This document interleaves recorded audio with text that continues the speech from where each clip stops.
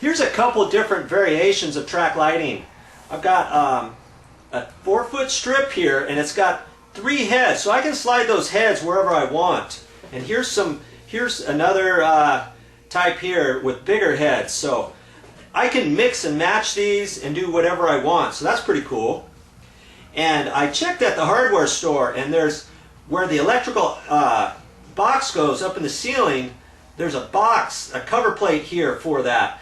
Now, the good thing about it is you can slide this track wherever you want. So this electrical outlet area could be at the end, it could be in the very center, it could be over at this end. So that's going to be really good for me, since I'm going to be putting it up at an angle to the roof line, and I'm not quite sure exactly how far I want the track lighting to extend one way or another.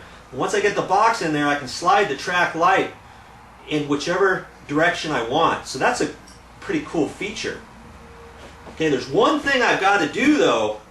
I've got to open this up, and I got to figure out what size box it is that I have to put up in the ceiling, because it could be 3-inch or it could be 4-inch. You don't want to put the wrong box up there and then find out that your cover plate's not going to cover it, or it's too small. Okay, so that's one more thing I've got to check. So I've got to pull this apart and see where my little connection piece is, make a determination. Do I get a 3-inch box, or do I get a 4-inch box? Very important.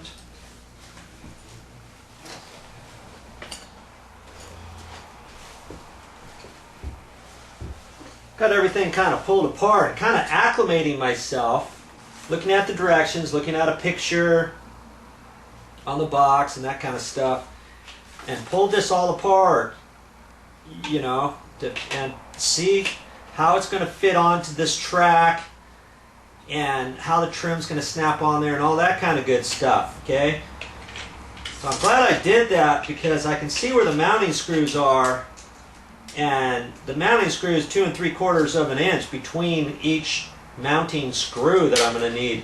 So that tells me I need a 3-inch box, and I'm glad I checked that, because the last thing I want to do is get the wrong box and say, oh, what difference does it make, 3 or 4-inch?